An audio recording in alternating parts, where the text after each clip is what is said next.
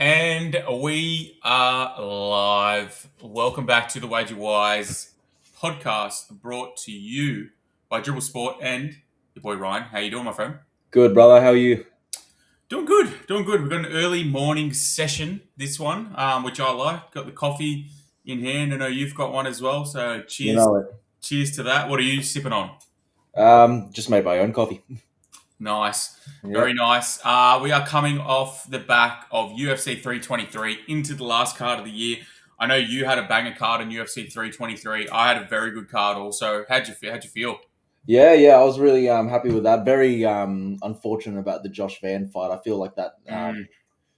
Like it was hard to be happy with it. Like even though I had a winning bet in that one, it was just hard to like sit there being happy because Pantoja is just a good guy.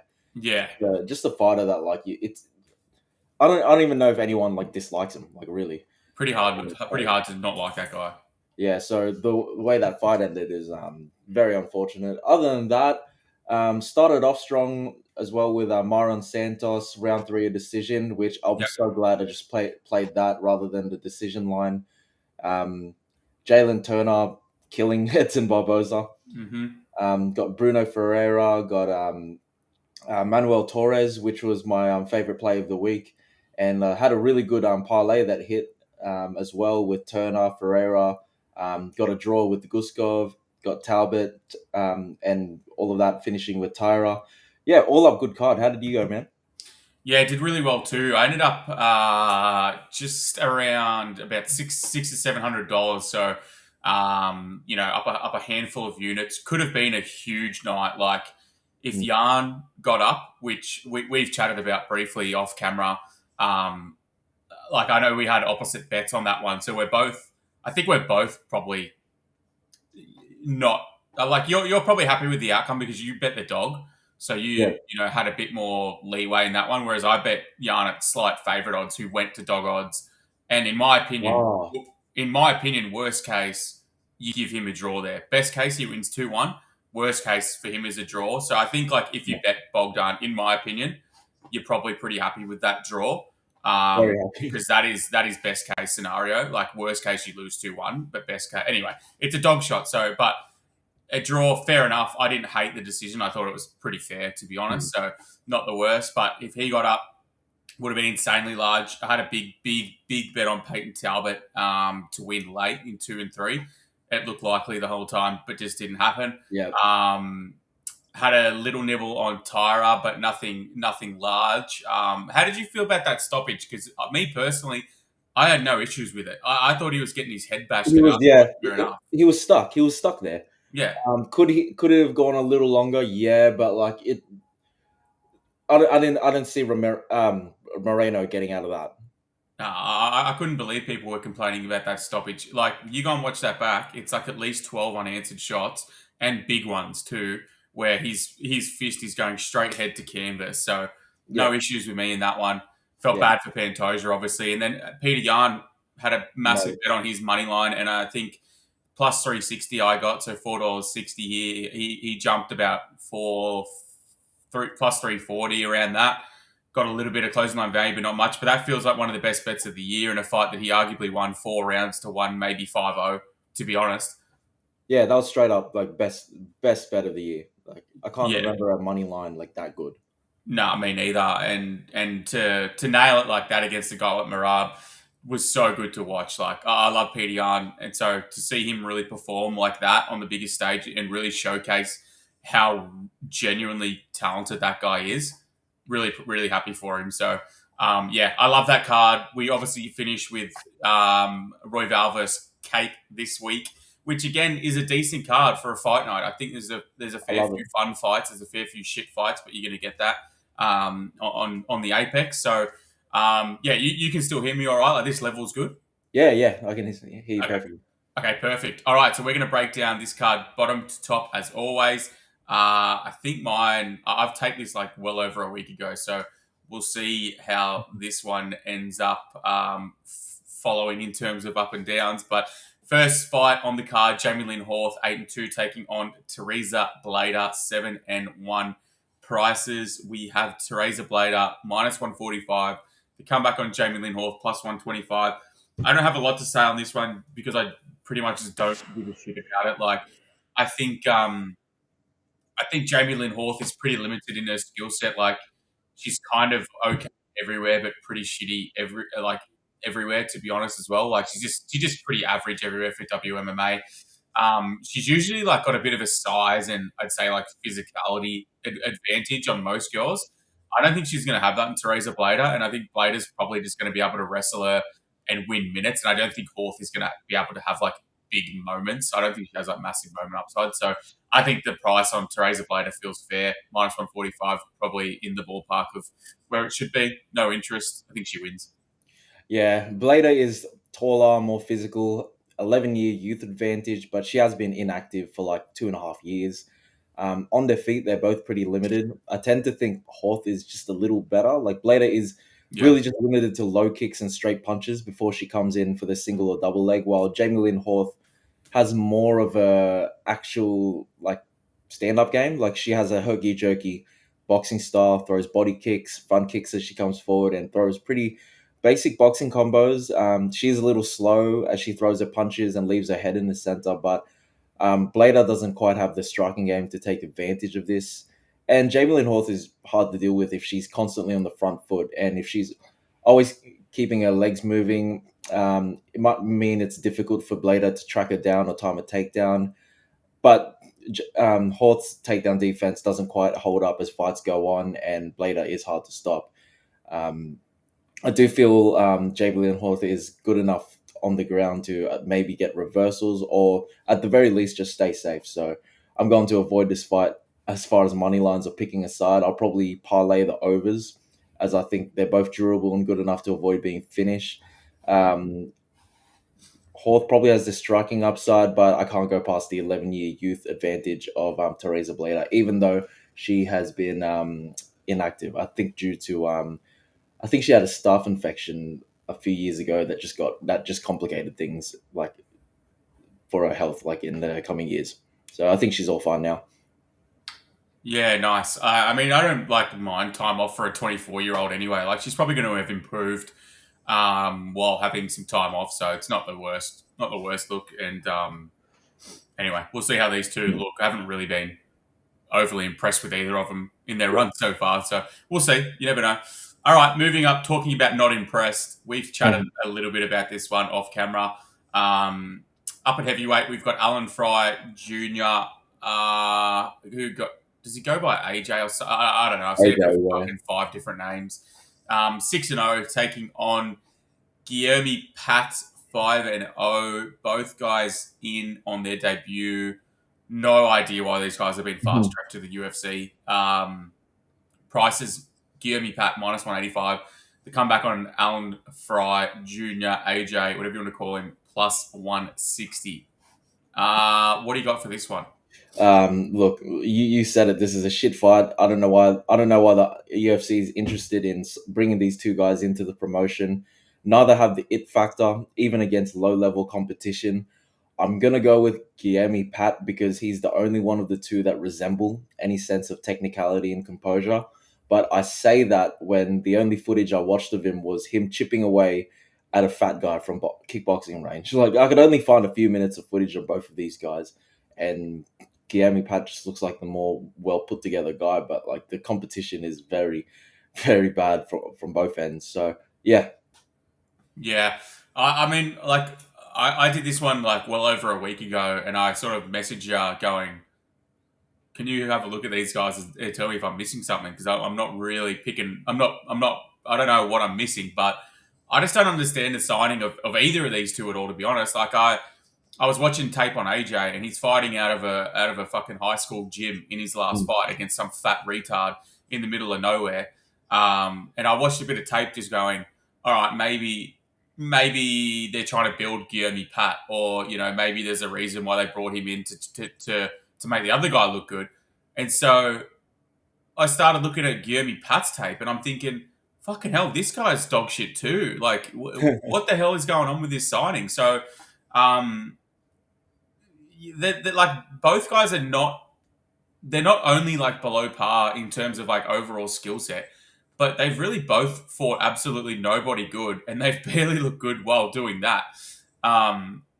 like I said, Fry's last fight was in the back room of a gym high school where he fought, what a guy that looked like Roy Nelson's cousin, who fucking took him down multiple times in round one before getting it put on him on the feet, and finally, got that fat fuck out of there. But in Pat's last fight, like, that was an awful look too, where he broke the guy's nose so bad and just showed like no urgency, like literal negative urgency to finish that fight.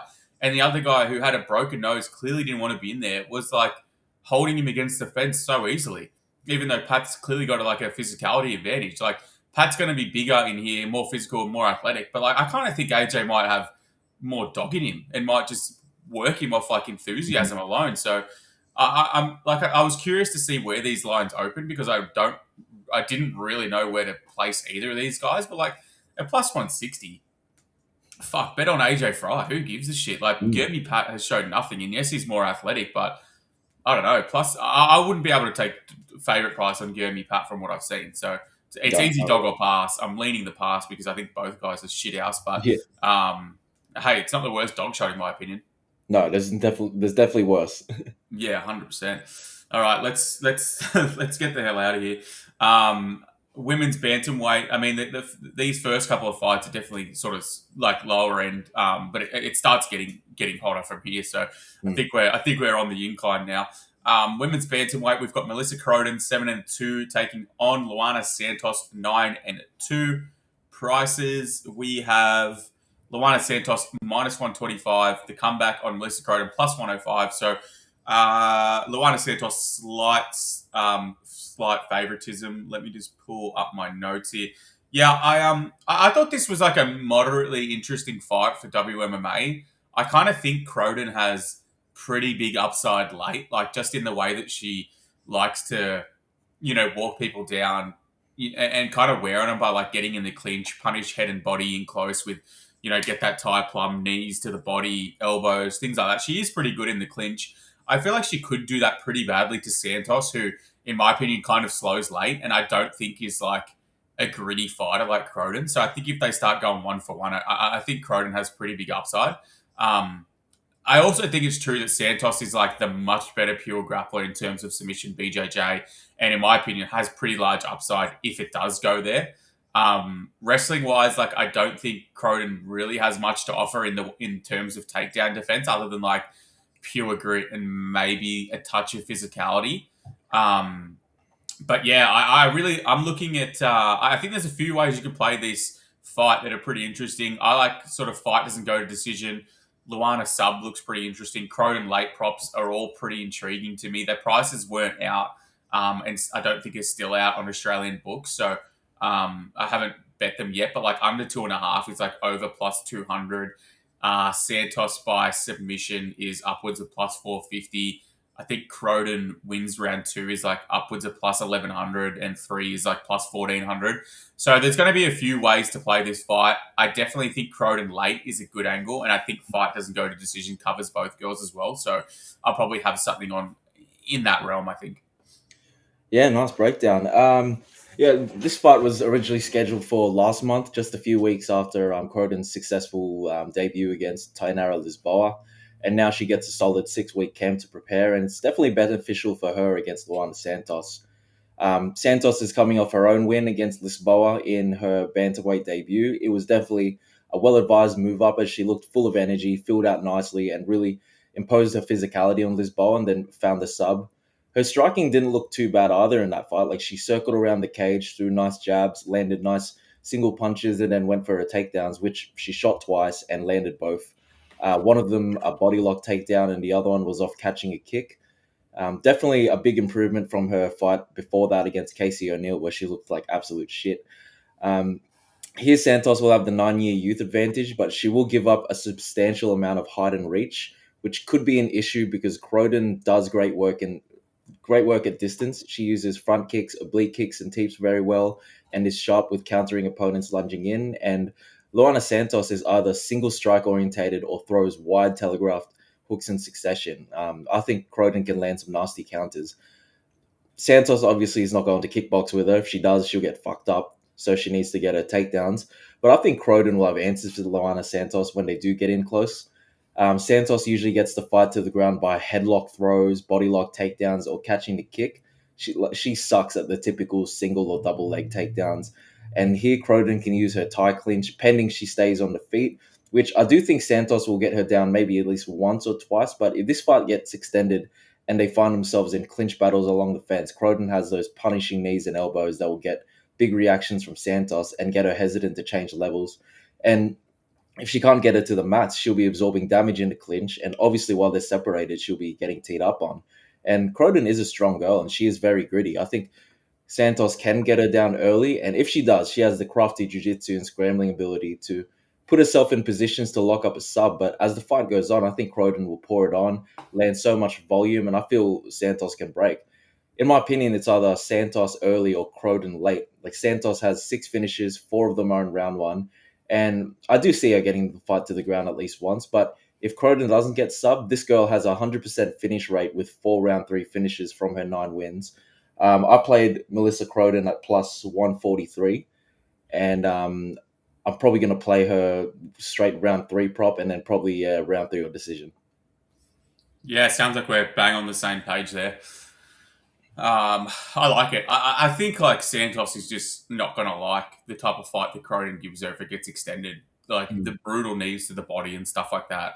I think like Casey O'Neill showed it. You got to have a bit of cunt about you, and I think Croden's got a lot of cunt about her. So Yeah, I think she might just get in close and make it real ugly and hurt her late if it gets there. absolutely. All right, like it. We're on the same page there.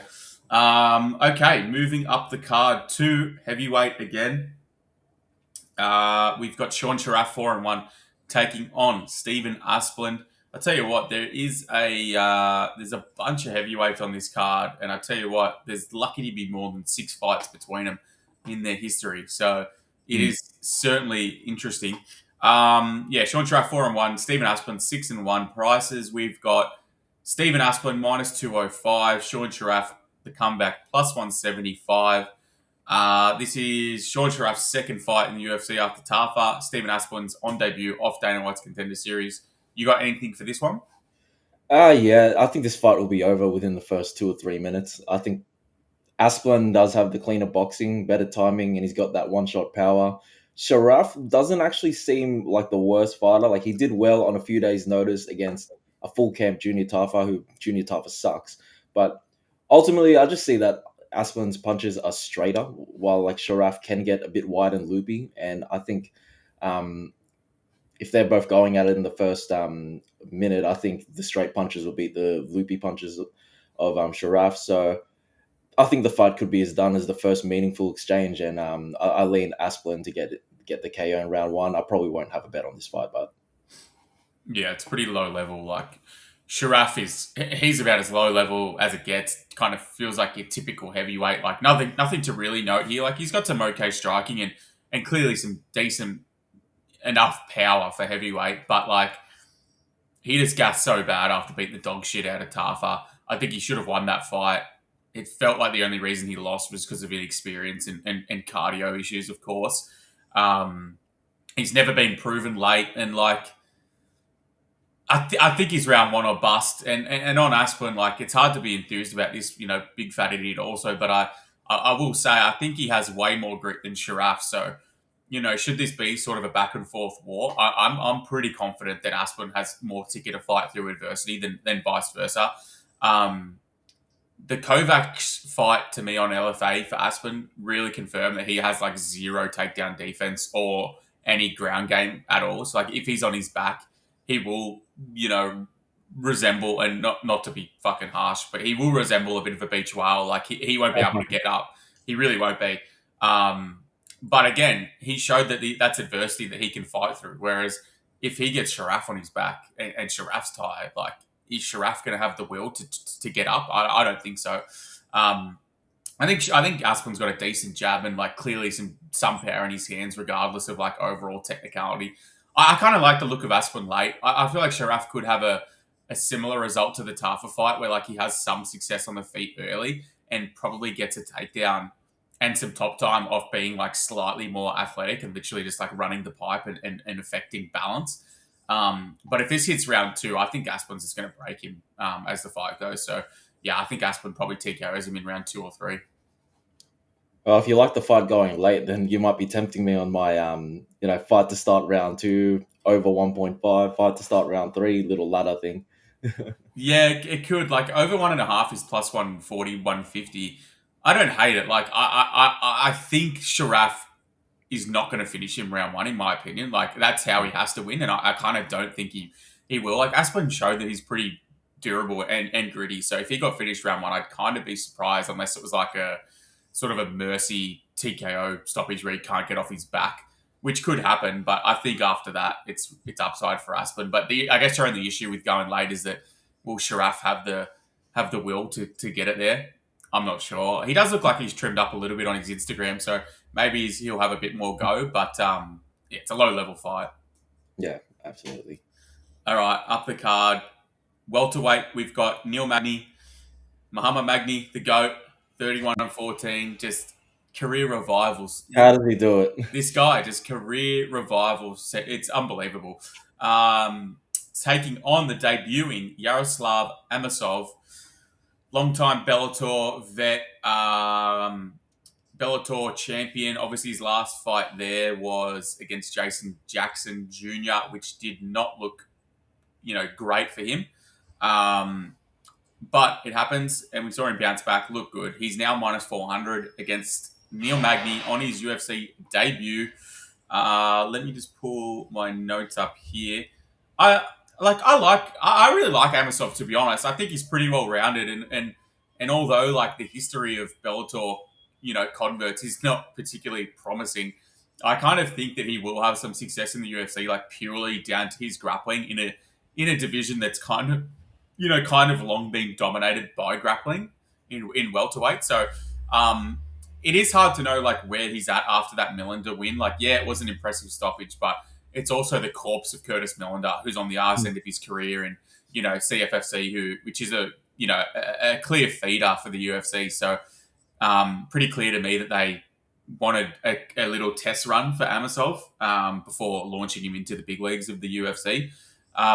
I really don't think Amosov is going to have too many issues getting Magny down. Like, yeah, Magny's big and has a long frame, but he's long been, unable to stop people getting to his hips. And I think when Amosov inevitably does, I think his trips and foot sweeps plus like a genuine athletic difference will, be able to get him down.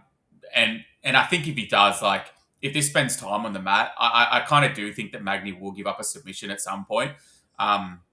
It's hard to deny, Magny's run at the moment, and, the Jake Matthews loss, win, whatever. You can say what you want about it, but he does squeak out these wins if they go late, and you can't really deny his will as these fights go on. But I kind of think that's it at the moment. Like, he is a genuine litmus test for the welterweight division in the top. If you want to be top 15, top 10, you got to beat Magny. You have to do it, and if you can't, you're just not going to get there. So, like, he has beat plenty of average guys for sure, and he's lost to plenty of above average guys. So I guess it's really where you place Amosov in your mind. Like, I find it hard to get to minus 400, like, given we've rarely, we haven't seen Amosov really perform at the highest level in a couple of years. But if he's a huge favourite, you kind of have to assume he subs Magny or has a few opportunities to do that, or goes close at a very high clip, particularly with his, his flow and his scramble ability through,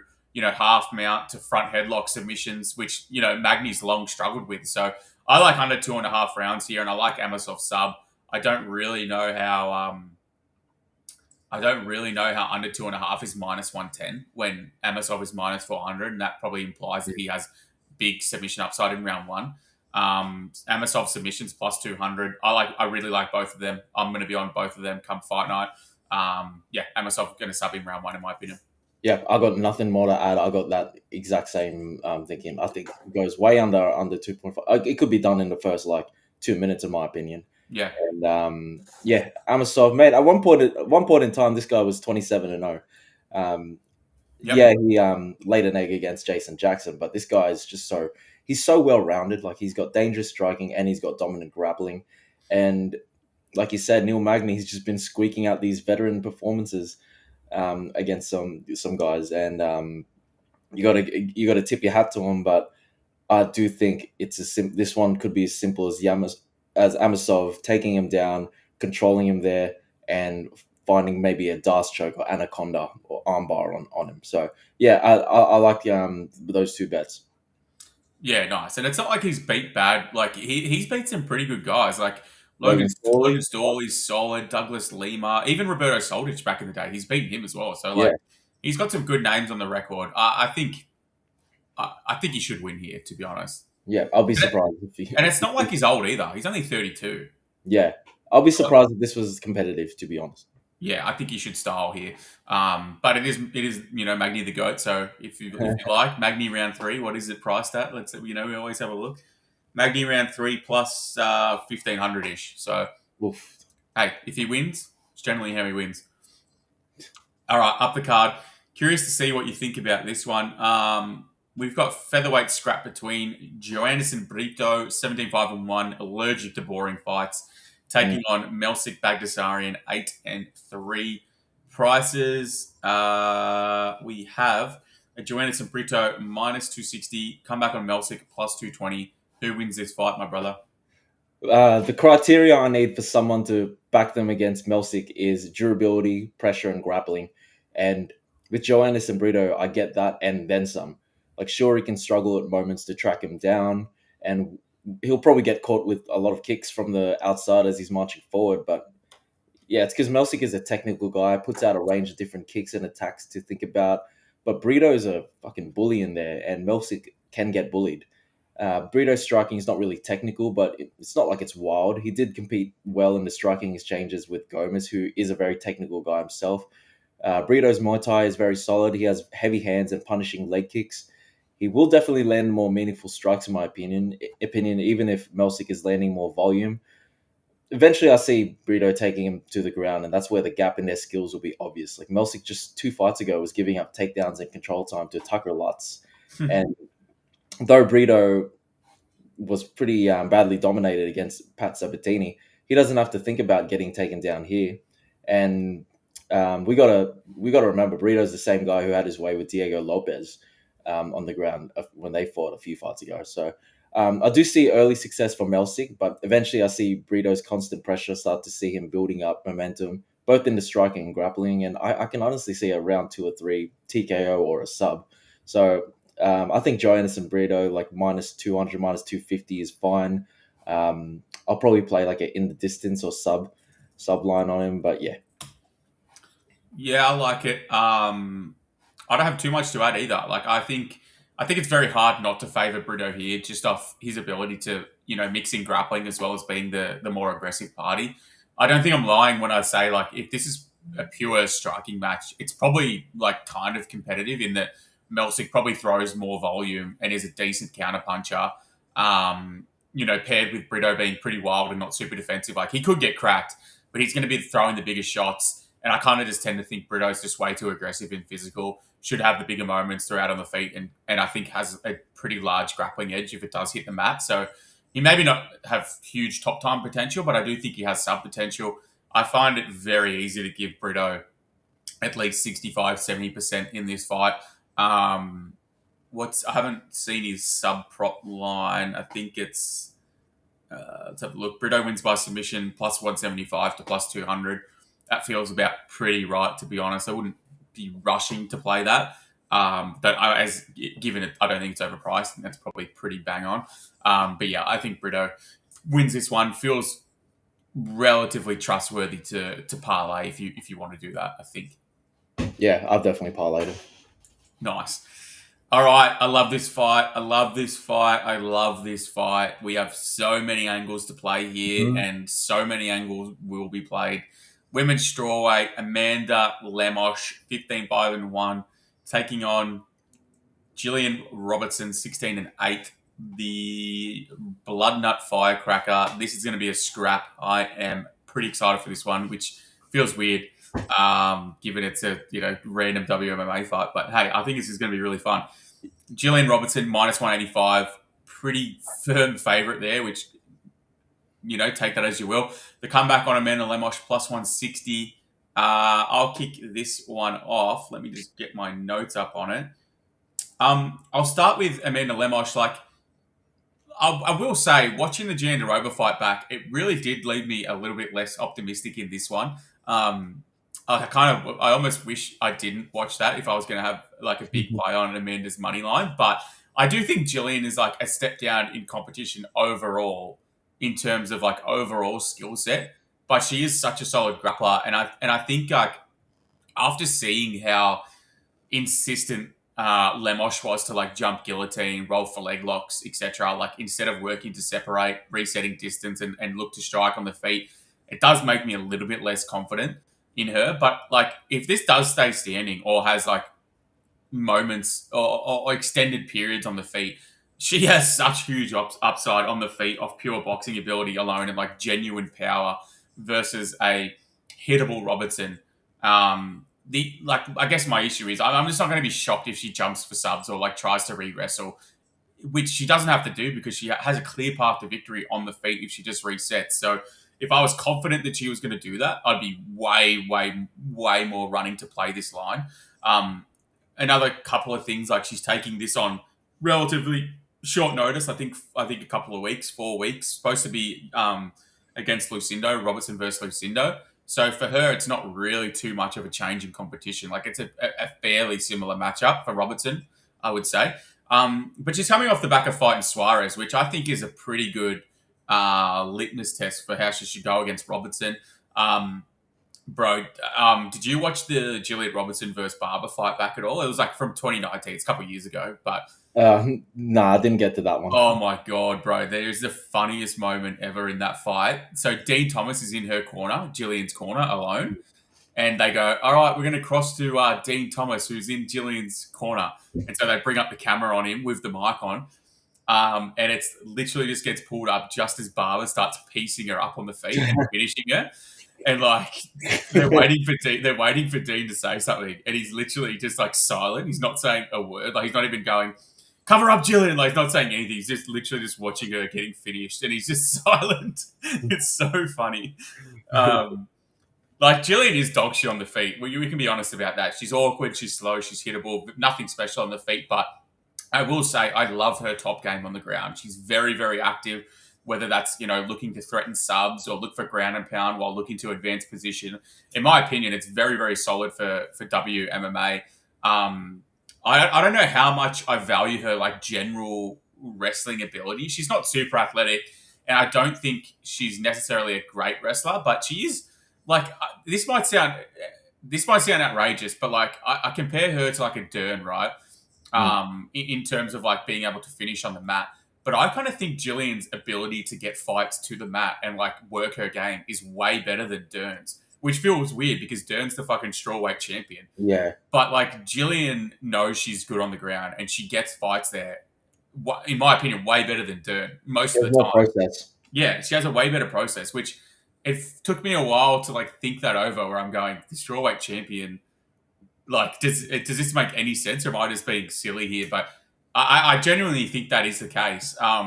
Look, she averages like just under 3 takedowns per 15 minutes, which I think is pretty solid.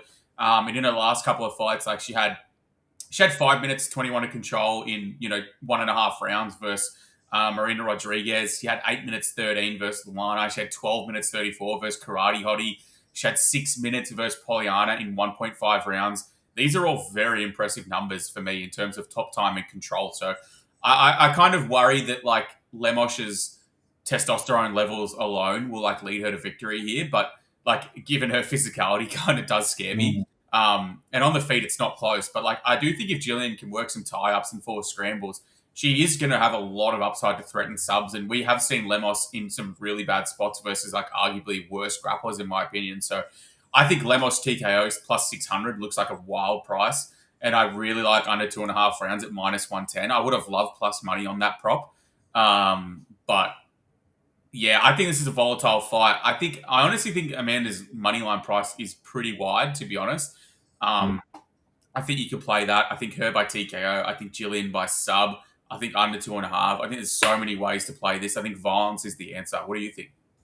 Yeah, this will be a fun fight. This is actually the first fight I looked into for this card. I'll start with Amanda Lemos, hardest hitter in the division, brings a lot of physicality and raw strength and a lot of testosterone. on top of her being a danger on the feet, she's pretty solid in her offensive grappling, like as we saw when she fought Yasmin Lucindo. Her problems, however, is that she is a little flat-footed, she overswings at times, and though her takedown defense isn't by any means terrible, she can be worn down with grappling pressure and give up control time once she's down. But she's typically someone I like to back, especially as an underdog. But she is up there in age now, though still fighting to a good level, in my opinion. If anything, I think she fights a little smarter now. Like she's definitely not jumping the gilly, like she or trying to threaten submissions like she was with Werner nowadays. And this week she's up against another fighter who I like to have money on, in Gillian Robertson. She's a very one-dimensional fighter, not very good on the feet. She's there to be countered, and there's no pop in her strikes. But her opponents are usually worried about which one of her strikes will be the one she puts a level change behind. So it's pretty much a guessing game with her.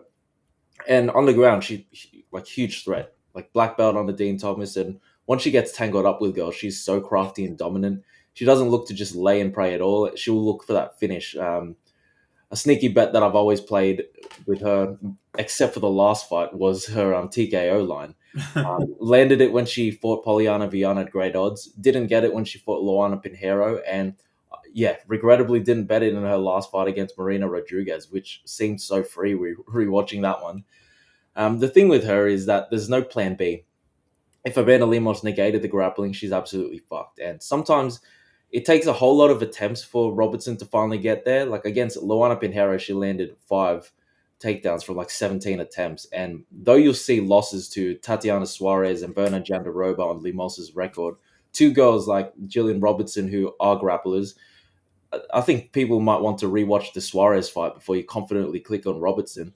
Tatiana Suarez, she's a way more physical and stronger, pure wrestler than Robertson. Had a lot of trouble taking Lemos down. She got her down 3 times from 12 attempts, and all 3 times were labored efforts where she grinded against the fence to get in deep on a double leg, connect her hands, lift Lemos up, and slam her.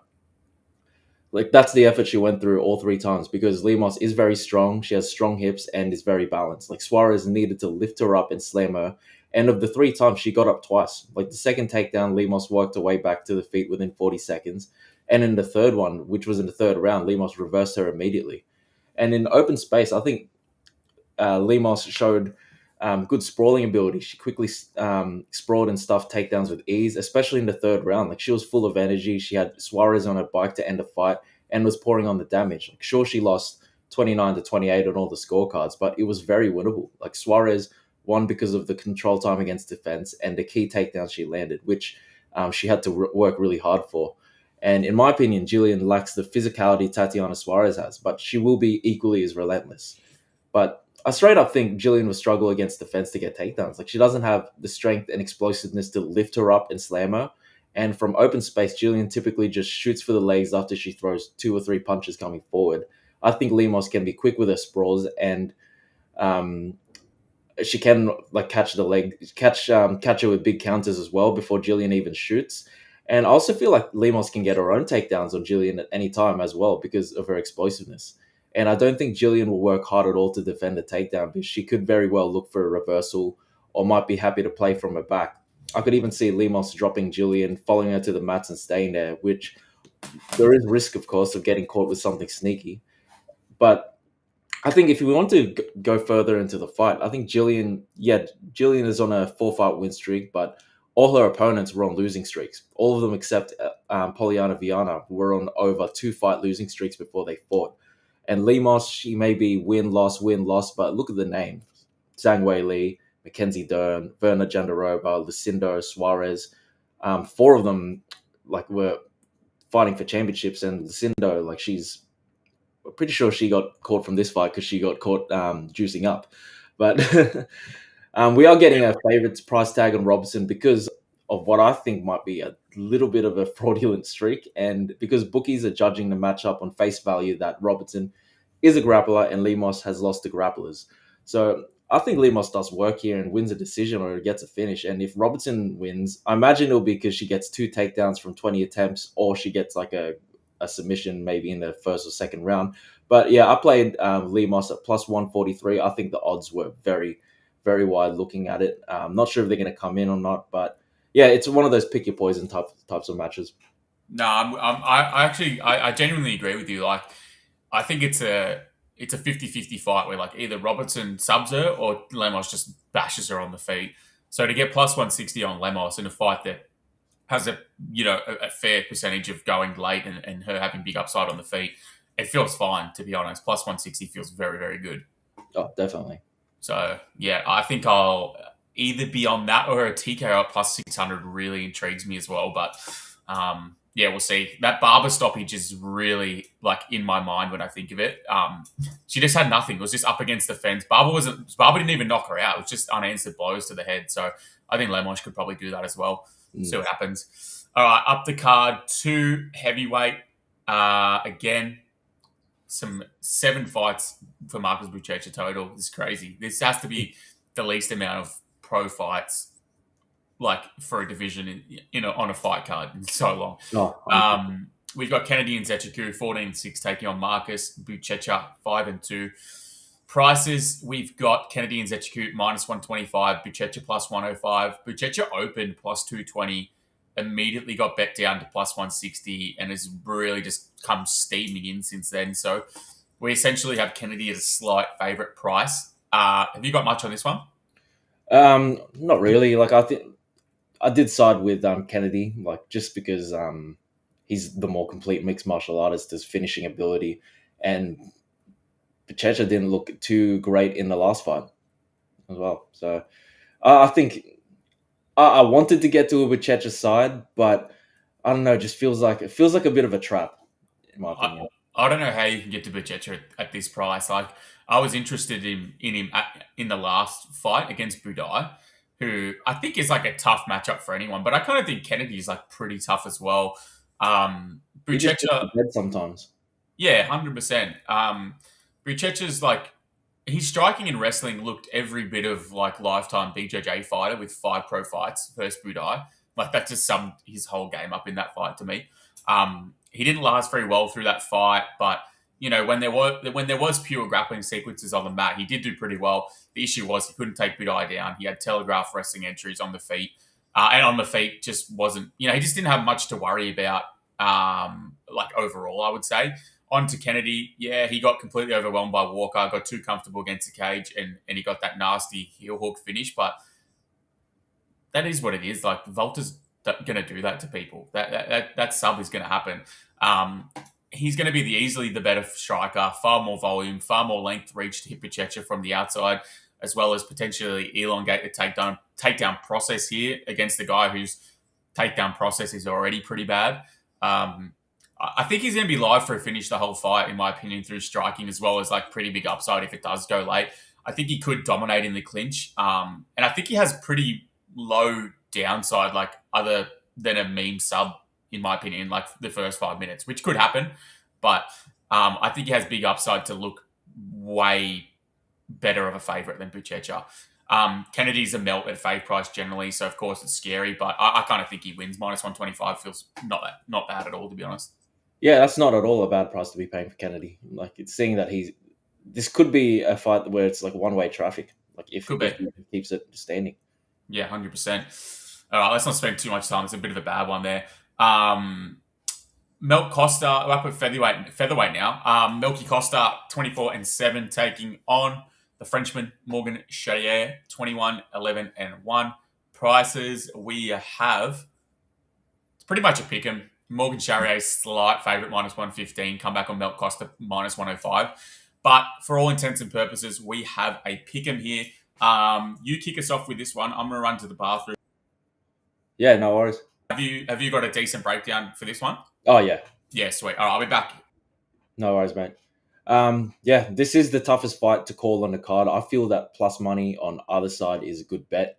As they're both bright prospects who have their ways to win, I have piggybacked off Melk Costa throughout his 4-fight win streak, took him to beat Andre Feely, got him at underdog money against Christian Rodriguez, and hammered his minus 180 money line against Julian Orosa.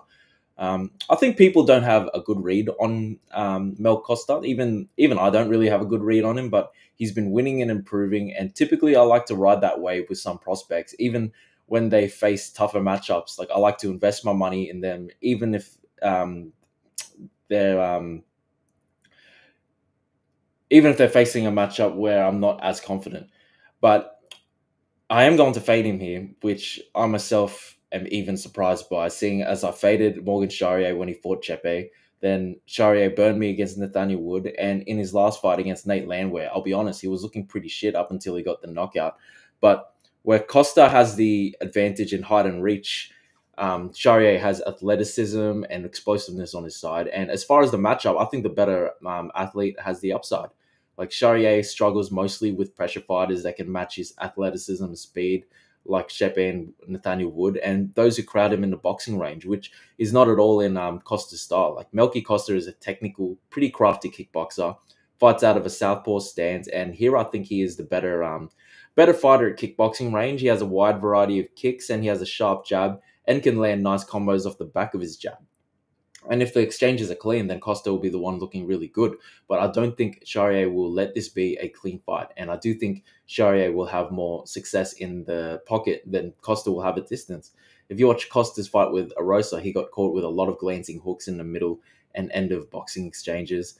Charrier is great with landing those same shots, and he hits way harder. And in that fight, Arosa took a round from him too. Costa got touched up and fell apart defensively in round 3. Didn't move his head, didn't bring his hands up, and 8 shots he shouldn't have been getting hit with. And Charrier has the cardio to turn it up later in the fight. I know Charrier can get hit a ton too, like as Wood, Chepe, and even Landwehr showed, but Costa's style ain't like theirs, and he doesn't have the power to hurt Charrier, in my opinion. I see Charrier having much bigger moments. And while I do give Costa grappling upside in terms of being able to hunt subs, I think Charrier will be the one able to take down Costa with ease, while Costa will have to work harder to get Charrier down. Costa's takedown defense is definitely not all that. Arosa and C-Rod easily took him down, but he's been able to rely on his scrambling ability, which of course he can scramble his way on top of Charrier, but Charrier himself is pretty slippery. He's more explosive and has good wrestling of his own. So all up, it's a close fight. I wouldn't be surprised if Costa won this, but I'm going to go with Charrier, and I played him at plus 100. So I think he's swelled to a favorite now, slight favorite. But yeah, like I said, plus money on either side is a good bet on this fight. Not sure if the man is back yet from his toilet break, but let's see if there's any comments.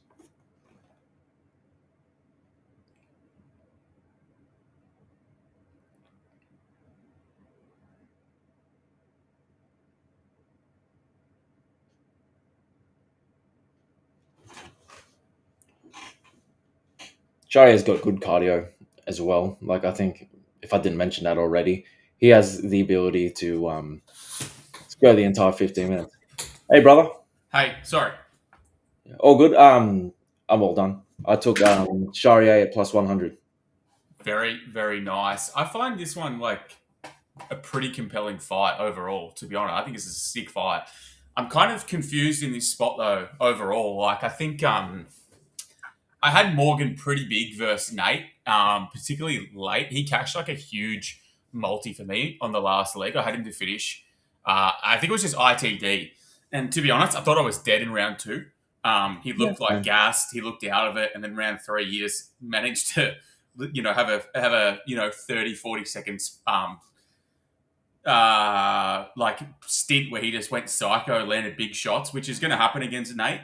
So I think if you're on the Nate Landwehr side in that fight, you're probably on the right side, to be honest. At plus 200, it felt like the right side. But yeah, like I thought he looked pretty average for like 90% of that fight. He wasn't really able to have success in the grappling.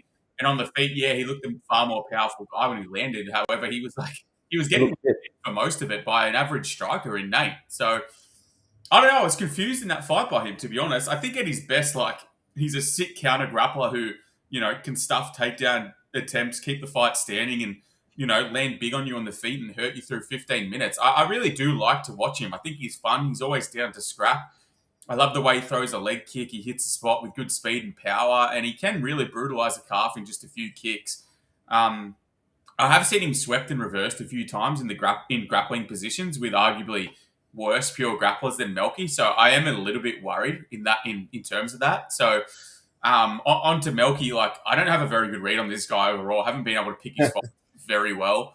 I'd say like on the feet. He likes to throw a variety of kicks, really. Some straight shots on the outside, but he's generally a kicker on the feet.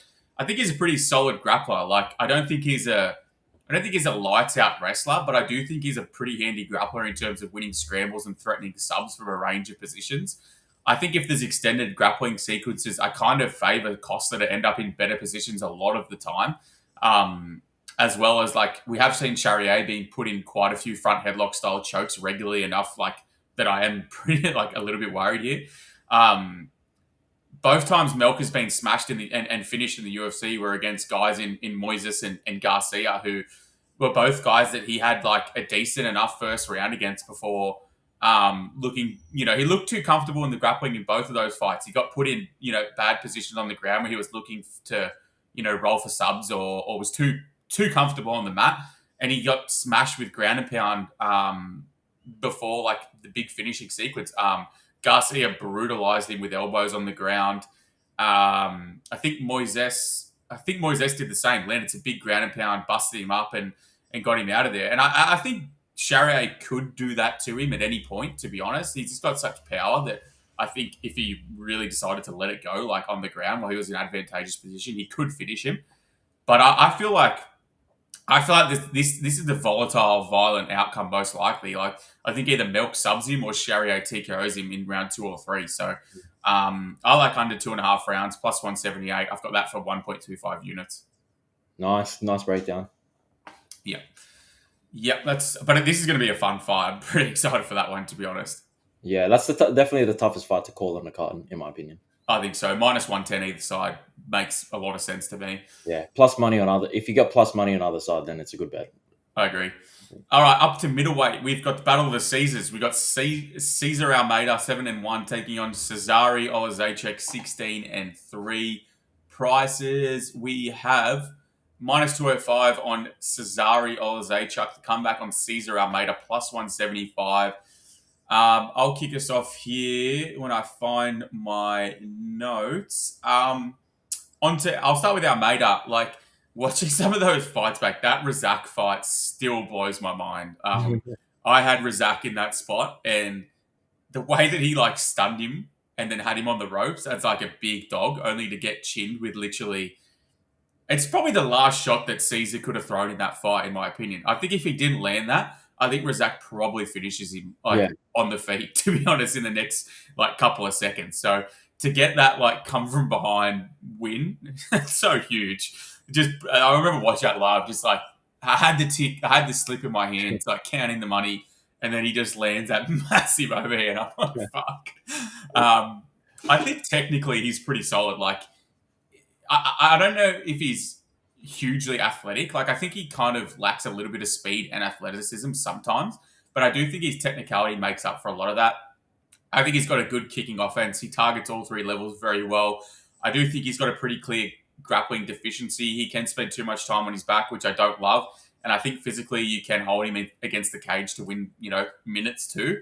But I don't really think he has to worry about that in this fight. I doubt Cesary's shooting takedowns, and I think he just wants to strike with him. So I don't think he reads right hooks particularly well. I've seen him hurt and hit quite a lot with that shot in particular. Kopylov dropped him by timing that rear cross out of southpaw as he looked to kick as well. So a couple of worries for me there, but I do love the way he rips to the body.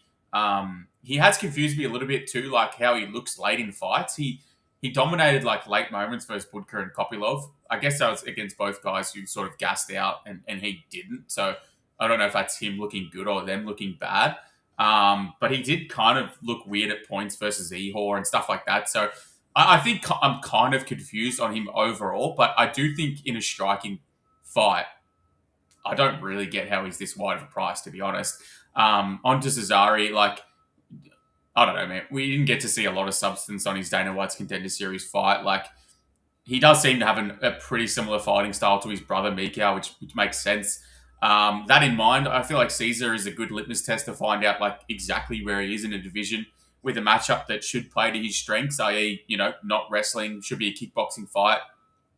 I was pretty impressed with his fight versus Tom Brees, who, is a decent fighter all around, who's, had some success at the PFL and other decent enough promotions. He showed really good range management. to keep the fight at kicking range, picked from the outside with straight shots, was able to use head movement to stay safe and counter hard, where he was able to finish the fight with like a nasty 3-punch combo. It's pretty impressive. But yeah, overall, I kind of just think this feels pretty wide to me straight off the bat. Like, yeah, Cesari's look good and has, the speed and youth advantage, but I don't necessarily think he's a better striker than Kopylov, and the market had that fight as a pick'em. So we're now getting Almeida at a plus 170. I don't know. It doesn't make a lot of sense to me. Like, yeah, it's a year later, but like, what else has really changed? I do think Cesaro will be live to probably hurt him early at points. But Caesar, like, also clearly hits decently hard and can finish late. So, yeah, I don't know. I feel like it's dog or pass in this one, to be honest. I don't have a bet on the dog yet, but I don't know. It's intriguing. Yeah, I'm on the same boat. Like, I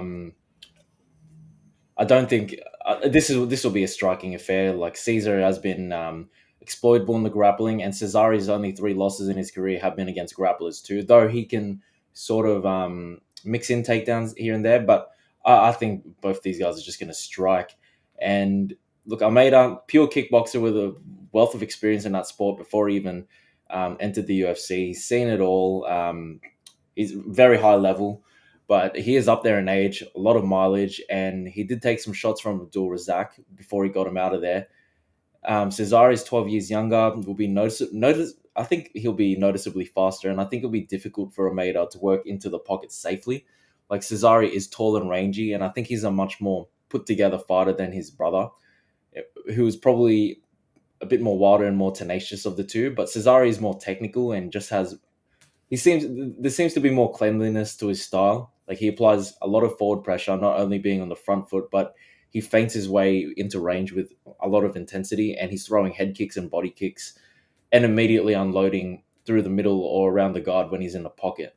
And when he lands, he hurts guys. If he doesn't put them out, they find themselves on their ass, and Cesare is great at following them to the ground, landing non-stop ground and pound as opponents are on survival mode scrambling. And he is good at being a step ahead, advancing positions on the ground as he's trying to get him out of there. But Almeida is a very durable fighter. Like, he's yet to be knocked out. I think, yeah, in MMA, he's never been knocked out. And in kickboxing, I don't think he has, which is great considering he's been in there with Alex Pereira a few times. But I do think the wheels will fall off eventually. I just don't know if it's going to be in this fight. But he's defensively a very responsible guy. He is willing to stand there and bang, but he's pretty good at like rolling with punches and like bringing up his guard. And something with Cesare Alexejczyk is that he I don't feel like he's a responsible fighter defensively. Like, he gets a little too keen to march forward and fight fire with fire, and he tends to be happy to just take some to give some.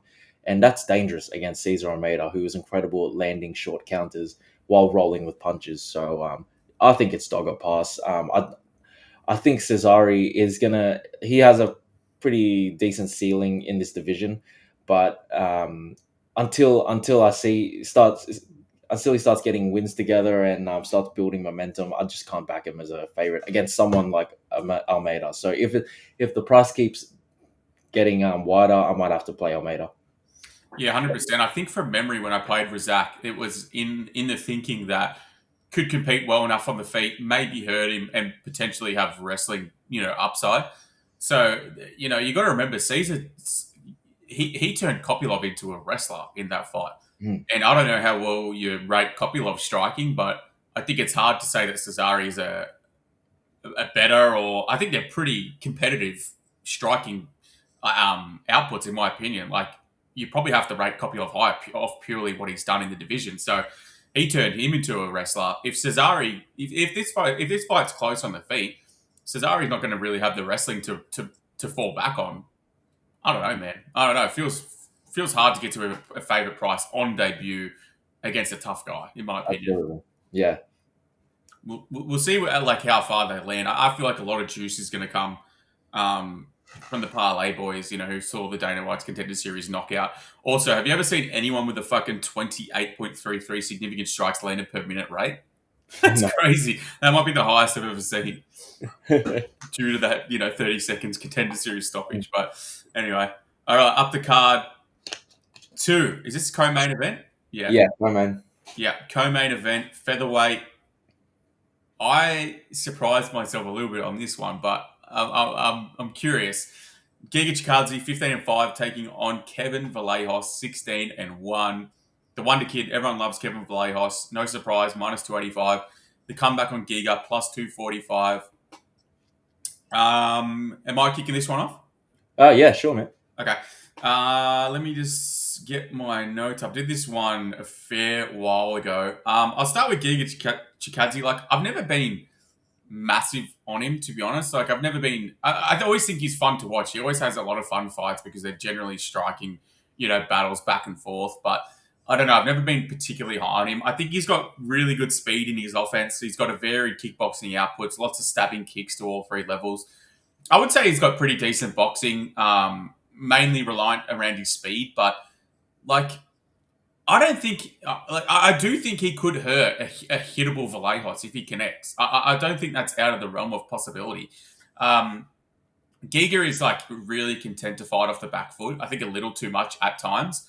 So he does have a lot of wasted movement and like area resets, which to me probably explains why he slows down later in fights a lot. I think his takedown defense is pretty poor. I definitely think Vallejos could surprise, a lot of people there and have some success mixing in the grappling at points if he needs to. Onama was extremely successful at checking the kicking offense of Giga. Some, really nasty defensive efforts that, just forced either straight shin-to-shin blocks or, Giga's toes hitting his elbows, like really brutal stuff. I remember when I was sparring a couple of years ago, and I remember I really tried to get this one kick back on this bloke, and I tried to like stab him to the body with a teeth, and he just brought his elbow down, and I kicked straight up into his elbow like that. Fucking broke my foot. It literally, it took the breath out of me like immediately. It just is one of those.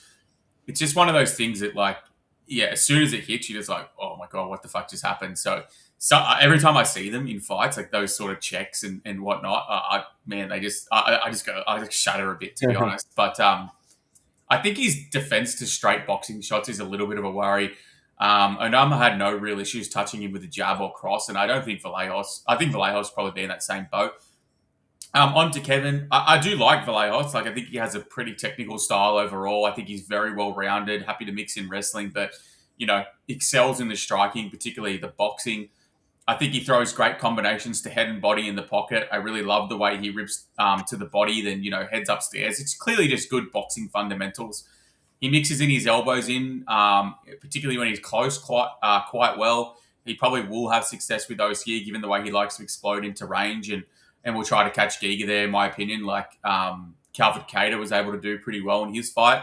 I do worry that he eats too many shots at times, and if he fights, this marauding style like he did with Danny Silva, who's a guy that, can eat shots pretty easily and keep in his face, I think it could be pretty close. And like, I don't know, Danny Silva isn't really near a ranked featherweight level to me, so he's getting a pretty steep jump up in competition here. I kind of think Giga will have no real problem landing on Vallejos, given the way Vallejos, like, he kind of just shells up and covers sometimes instead. Like, he does have good head movement at times, but sometimes he just stands in the mud. I don't really understand the difference, like, because at times he has really good movement where his feet are moving, his head's moving, all of it. And then the other times his feet stuck in the mud, he's covering up and just eating. So it's a little bit confusing, but if he had a style like, when I think of footwork getting out of range in the division, I think of Arnold Allen. That guy's always moving his feet. He's constantly in and out. So it's a little bit confusing. I think it's probably true that Silva is like a durable freak, and Giga doesn't wear damage that well. So I do think that could be a factor as well. I was curious to see where they sit this line. Like, I knew it was going to be in Vallejos' favour, just given the nature of the careers and the hype in the division right now. You've got youth versus more experience. You've got a big jump up in comp for Kevin, in my opinion. Is he going to wrestle fuck Giga? I think he probably will have some success mixing wrestling in if he wants to. But it's not a done deal. And I think on the feet, I think Giga will get plenty of his own offense off early and probably landing too. So I kind of expect Kevin to catch him exiting range at times with boxing combinations to the head and body. And I think he will probably look for elbows. And I think the damage will will build up on Giga as the fight wears on. You have to give, Kevin an edge on durability and volume, and you have to have him fave. But I kind of think anything north of minus 200 feels pretty wide, in my opinion. Mm. Yeah, I gotta agree with that. Like the thing is, Giga, he's definitely a hard fighter to back. Like nowadays, like 1-3 in his last 4 with that one win against Alex Caceres in a pretty forgettable fight. But he's 37 now, and while he shows glimpses of what he once was in the first round of each fight, he just seems to fall apart as fatigue sets in, and he just can't earn back any momentum once opponents get their game going, especially if there's grappling involved. And here, I really think it's round one a bust. And compared to his last 4 matchups, if there was ever a chance he could pull something out of his ass, it'd be this matchup. Giga is 5 inches taller than Vallejos, and while Vallejos has a lot of hype around him, we saw in his fight against Danny Silva that he can be exploitable. Giga needs to be game planning how to set up that head kick. Whether he can or not, who knows? But if he lets Vallejos gain momentum, I think the fight can snowball for Vallejos. So he needs that early head kick or body kick KO, in my opinion. Like the thing is, I just will Vallejos knows this is coming. That's like because Giga doesn't really have as evolved of a game. And though Vallejos himself is willing to fight fire with fire and test his chin sometimes, it's usually when he's exchanging in the boxing range is when he puts himself in danger. And Giga doesn't really engage there. From kickboxing range, it all comes down to Vallejos' footwork. I do like that he has his guard high. He keeps his level low and is very active with his footwork. But yeah, at any point, if Giga can like get that perfect like feint or head kick, just get the reaction. Like I think Giga could get it done, but I tend to think Vallejos will stay safe, and and he'll be able to time his entries to get into the pocket, swing to the body and head, and try to knock Giga's head off his shoulders. And to be honest, it is doable. Like Kevin is a little pocket rocket, and when he unloads, he has his feet planted to the ground and is fully rotating his hips. Giga's never been knocked out before, but this could be the one. And if Kevin doesn't like anything on the feet early in the fight, he has the grappling upside too if he chooses to go there. I did look into this fight thinking that maybe it might have been dog or pass, but I think Vallejos could get a knockout, maybe round 2 or round 3. Yeah, I think if he wins, it's a late finish, in my opinion. And I think I can picture it perfectly. Like, I think if he wins, it's going to look good. Like, as in, Giga will be exiting, range as he does, trying to circle out. And I think he's just going to get clocked, like, by a big fucking overhand or a hook, like, as he exits, because his hands are down, his chin's up. Like, I think he could get clipped like that very easily. But I think for the first 8 minutes of this fight, I honestly think it's going to be pretty close. Like, the way Vallejos covers up, Giga's going to be able to hit body, legs, pretty. Like, he might not be able to hit the head, but he's gonna wear on him. And I don't know. I just expected him to look a little bit better against Danny Silva, and I don't want to overrate or underrate that performance. But I really think he should have gone in there and finished Danny Silva. But yeah, I get Silva's durable and all that as well. So I'm trying to not put too much stock into that. But I really was expecting a better looking Kevin Vallejos in that fight, and like. He got touched up by Gene Silva on Contender Series, who is, better than Giga. But, like, they're both good kickboxers. Giga's going to have big range advantage here. I think there's areas where Giga looks good, but it's just like, is he going to be able to put a 15-minute performance together? Probably not. Yeah. So it does make it hard to want to get to it. But I don't know, man. I'm not playing Kevin Vallejos minus 285. I don't think there's much value on that. No. Even like his because I want to play him late as well. I think he's going to look really good round 2 and round 3. But like I don't know, Kevin Vallejos plus to win in round 2 looks like it's like plus 550. To win in round 3 is like maybe plus 800. Like it's not terrible, but it's not as big as you can get sometimes, I suppose. Yeah, maybe the books are just on it. Anyways, all right, main event time. Let's go. We've got the last fight of the entire year. I'm going to be sad, man. I'm going to be sad. It's been a fun year. It's been a good year. Mm-hmm. We are finishing off with a flyweight main event of Brandon Royval, Raw Dog, 17-8, taking on Manel Kape, 21-7. Hard not to like both of these guys in terms of fighting styles inside the cage. Prices, we've got a Manel Kape. Looks like let me just refresh that because that just jumped enormously. He was like minus 270 when I was looking, and now he's like minus 290. So I don't know if some money just came in right then, but Manel Kape minus 290, the comeback on Royval plus 245, somewhere in that range. How do you see this one going? Yeah, I generally think Manel Kape is not someone to trust at chalk. Like he Yeah. has been a serial underperformer in the past. There's fights where he looks like the greatest fighter on the planet. There's fights where he looks gun shy, and fights where he's too happy to take damage and fight to the level of his opponent. Like his first two fights in the UFC, he didn't let his hands go at all. Like later on, he had a competitive 3 round fight against Felipe dos Santos, someone who he should have ran through in hindsight. And after that, he had a heated lead up against Makayev, which led to a fight that very much lacked aggression. But I will say, since that Makayev fight, Kape has looked incredible. 2 consecutive round 3 TKOs against Bruno Silva and Asu Amabayev, where not only did he look amazing in those 3 rounds, but he got away with eye pokes in finishing sequences. And if you can get away with that, I take it as a positive if I'm backing you. Um, Here he's up against Royval, who is a very tricky guy. His style is very hybrid. He's very awkward, and he's just not an easy guy to deal with. Like unless you're Pantoja, who has the ability to take him down and hold him there, and even then, he had trouble in the 5th round against him. Royval is a very long, high output southpaw who peppers opponents on the feet. Doesn't have much power, and other than when he lands big elbows and knees, he doesn't get many knockouts. But he does have crafty jiu-jitsu, both offensively and defensively, and that's definitely an avenue for victory for him. As Kape has lost to grapplers before, but I don't know. Like I'm looking at both of their fights, I just see Kape rolling here. Like I don't think Royval can pep up Kape through 5 rounds, and there's just a huge difference in athleticism, physicality, and explosiveness. I think Kape will be too much on the feet. He'll time fast counters over Royval's punches, be precise with his attacks coming forward, where he can literally throw like 10 punches in 3 seconds on Royval, who he does stand tall with his chin high at times, and Royval doesn't quite have the wrestling to be too much trouble, in my opinion. Like, yeah, he's a slick grappler, and if they get tangled up, he can potentially get him to the ground. But Cape hasn't been subbed since 2017, so at most, I just see him losing minutes on his back. But with how Cape has been performing recently and how willing Royval is to engage in a war, I actually do see Cape finding a knockout late, maybe round 3, 4, or 5. So the odds might be widening now, so I probably wouldn't get to a Cape like even as a parlay piece, but I might take him like a Cape 4-5 a decision or Cape like KO line straight.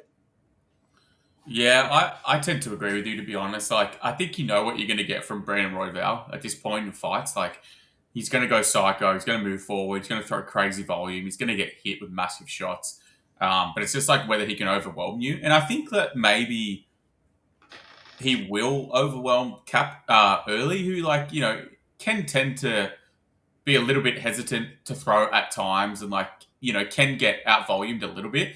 And I think with the way, like, how awkward Royval is and where his shots come from and stuff. I think Manel will probably settle into this fight, but like come round 2, I think he's really gonna start to look pretty fucking good, to be honest with you.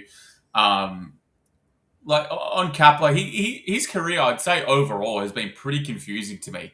Yeah, Like a lot of ups and downs and a lot of weight misses and pullouts and injuries and injuries in fights as well. Like all sorts of weird shit in his career. So I think he's a little bit confusing, but I do think at his best, like I think he's a championship level fighter in that I don't think he could ever retain and defend for multiple fights like a Pantoja.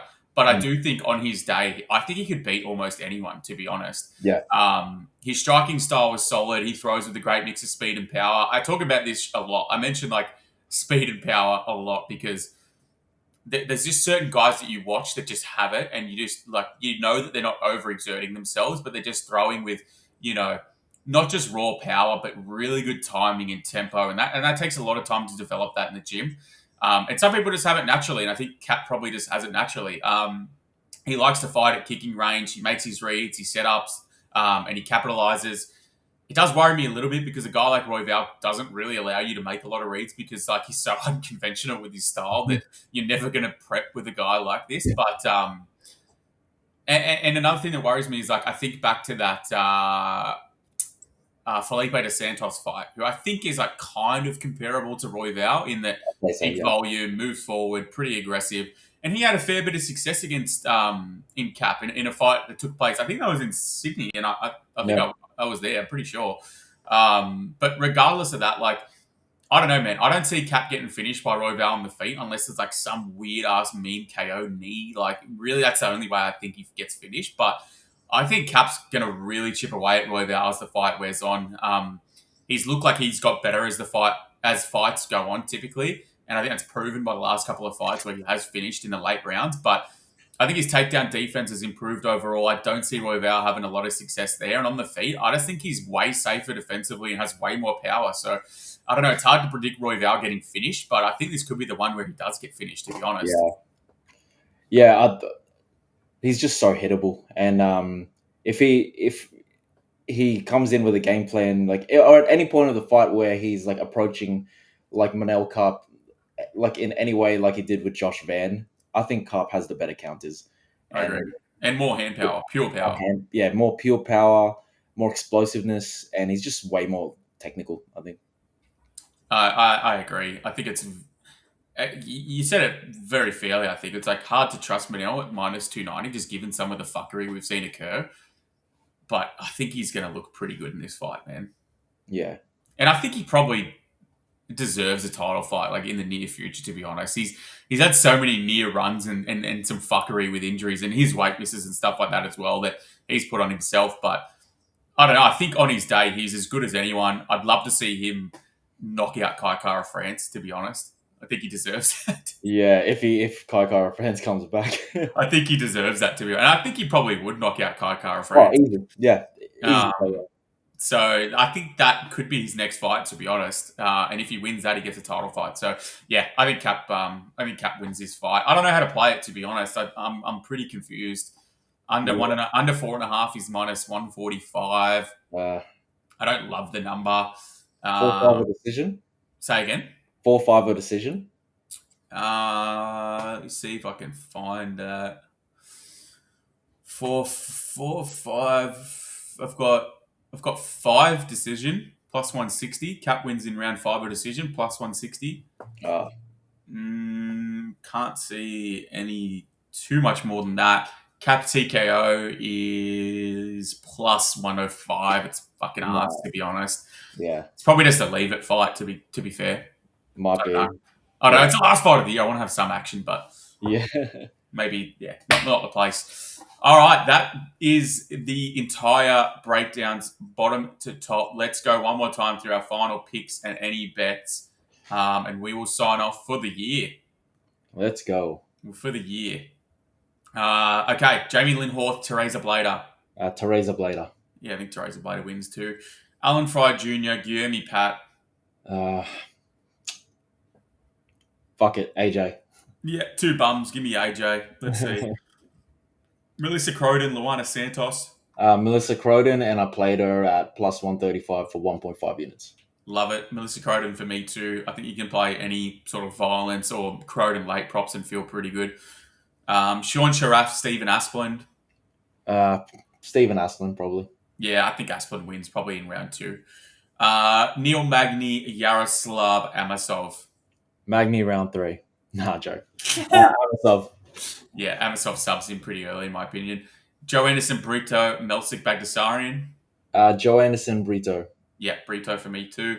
Amanda Lemos, Gillian Robertson. Went with Amanda Lemos. Played her at plus 143 for 1.5 units. I like Lemos too. I like Lemos TKO. There's a few props that you can get a bit freaky with in this one.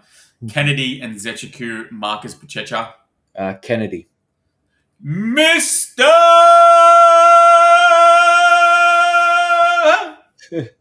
Kennedy! Mel Costa, Morgan Charrier. Morgan Charrier. Played him plus 100. Yeah, I don't know, to be honest. I think the line's bang on. I think it's a 50-50 fight. Gun to my head, I'd probably rather have Morgan Charrier, but I don't know. I'm not convinced he wins. Cesar Almeida, Cesare Olazejczyk. Picks wise, probably Cesare, but I think it's doggo pass. Yeah, times 2. Giga Chikadze, Kevin Vallejos. Kevin Vallejos. I think it's dog or pass again, to be honest with you. I really do, but I think Kevin's probably going to win. Brandon Royval, Manel Kape. Manel Kape. Yeah, I think Manel Kape wins, and I think he might get Royval's first TKO. I think. But that is 2025 for the Wager Wise MMA podcast. What are we going to do for 6 weeks? No, TV shows. Yeah. Catch up on movies. I suppose, I'm just going to get tape done straight away, to be honest. Yeah. And just be ready to go when we come back. I mean, there's early lines out already on the big cards. I think the first event back is Gagey versus Pimble at UFC 324. Yeah. And there's already most of those big lines out. And then you've got UFC 325 in Sydney the weekend after that. So they're starting off with a bang on the Paramount era. But in terms of anything else, I think there's a little bit of PFL and, some boxing and some other, shit getting around. So, hey, who knows? Maybe follow us on Twitter to see if we get up to any shenanigans. I doubt we'll do any shows in that time off, but I think we should probably do some awards and stuff like that. We'll do some of our, we'll pick some awards to give away, and we'll do our favorite, KOs, subs, all sorts of stuff as well. So maybe favorite bets of the year, all sorts of stuff. Worst bets of the year as well. Worst bets of the year, 100%. There'll be a few of them, no doubt. But anything you want to sign off with before we head off, man? Yeah, it's going to be a long 6 weeks with no MMA. I personally got some boxing coming up. There's a good boxing card next Wednesday, the Tim Tszyu headlining fight. Plenty of fights in the undercard that I want to attack. That's the good thing with Australian boxing. Like they don't know how to line certain fighters. And that's something I've loved to exploit this whole year. And I think there's a lot of exploitable lines just off what I'm seeing already. So, yeah, if you want to get on some Australian boxing, definitely give me a follow on Twitter at Desperate Times with a Z and a 1 at the end. Yep. That's it from me. Why is I was wondering as well when I first looked at that Tszyu card, why is Paulo Ayacuso on the prelims? I thought he was like a pretty decent name. He's been pretty inactive. Right. But he should be like a main card like co-headline. I recognized his name over a lot of some of those other guys. Obviously not as big as Sam Goodman, but definitely some of those other guys on the main card. He seems like he's got them covered. So I don't know. I thought that was a bit weird. Yeah, it's pretty weird. Sam Goodman as the co-headliner. I think they put the guy below him, Callum Peters. He's like an Olympic champion, or I think he got bronze in the Olympics. So they want to build him up. I don't know the guy that's Colin Mazzudia. I don't know why he's on top of Paulo Ayacuso. But yeah, that undercard has some pretty spicy fights that I think are going to get mislined. Fuck yeah. All right, well, make sure you follow Ryan on Twitter. You can follow me at Provide Picks or at Dribble Sport, whatever you want to do.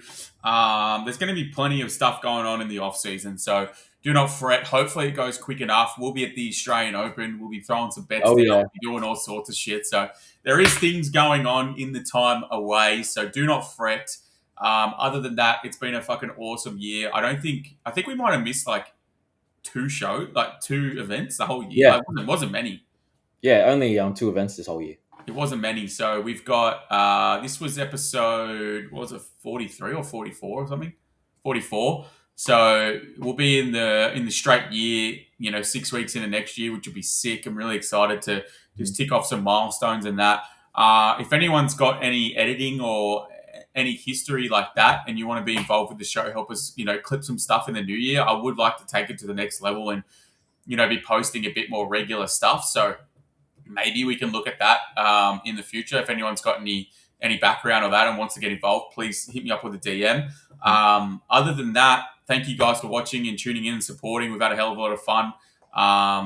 More bets for free next year, more shows, more fun, more cashing. We've only been going like this bets-wise. So I'm pretty confident next year's going to be even better. But have a good Christmas, everyone. Have a good New Year. Enjoy some time off. We love you, and we'll see you next year.